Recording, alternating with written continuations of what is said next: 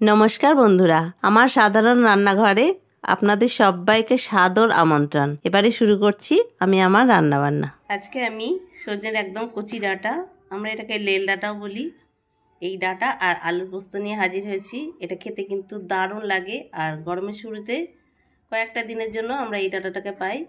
এবারে আসুন রান্নাটা আমি শুরু করি। শুরুতে আমি এগুলো কেটে নেব। এই ডাঁটাগুলো ছাড়ানোর কিছুই নেই, এরকম ছোট ছোট করে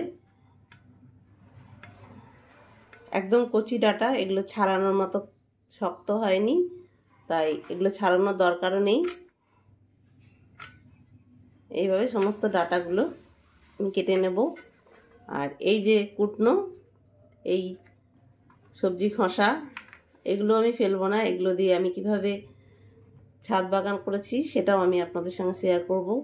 আমরা রান্নাঘরে বেশিক্ষণ থাকি, রান্নাঘরে কোনো জিনিস ফেলে না দিয়ে আমি কিভাবে কিছু গাছ করেছি আর সেগুলো কীরকম আমাকে ফুল দিচ্ছে সে নিয়েও আমি একটা ভিডিও আপনাদের সামনে নিয়ে আসবো। আর আশা করছি সেটাও আপনাদের খুব ভালো লাগবে।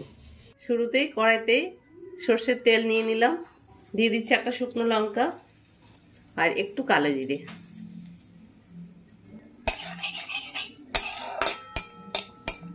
আমি ডাঁটা পোস্তের জন্য সরু সরু করে এরকম আলু কেটে নিয়েছি।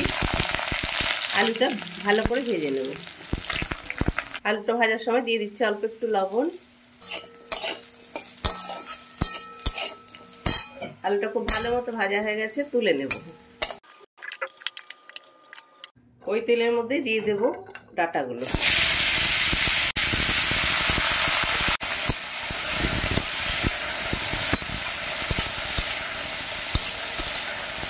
ডাঁটাগুলো ভাজবো না, আমি জল দিয়ে দেবো,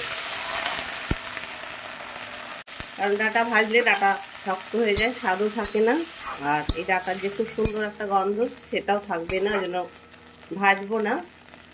একটু নেড়ে ছেড়ে নিয়ে জলটা দিয়ে দিলাম। দিয়ে দেবো আরও একটু জল, কারণ ডাঁটাটা একটু সেদ্ধ হবে ভালো করে।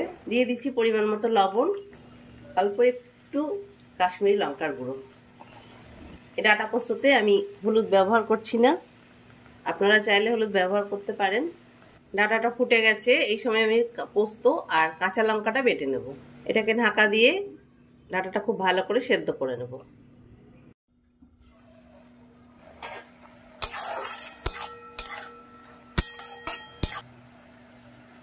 ডাঁটাগুলো ভালোই সেদ্ধ হয়ে গেছে, এবার দিয়ে দিচ্ছি ভেজে রাখা আলুটা।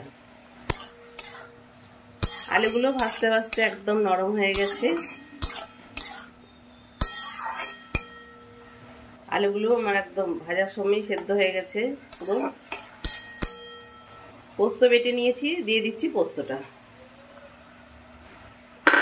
দিয়ে দিচ্ছি গোটা দুটো কাঁচা লঙ্কা।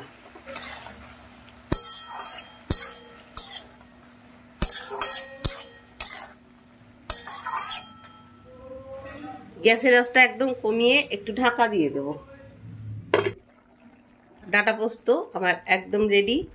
এইভাবে কচি সজনের ডাঁটার পোস্ত করলে খেতে কিন্তু দারুণ লাগে, আর এই ডাঁটাটা বেশি দিন পাওয়াও যায় না। গরমের শুরুতেই এই ডাঁটাগুলো ওঠে, আবার কয়েকদিনের জন্যই থাকে।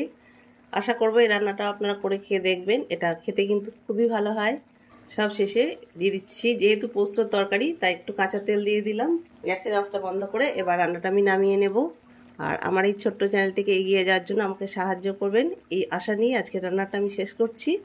ভালো থাকুন, আনন্দে থাকুন, ধন্যবাদ।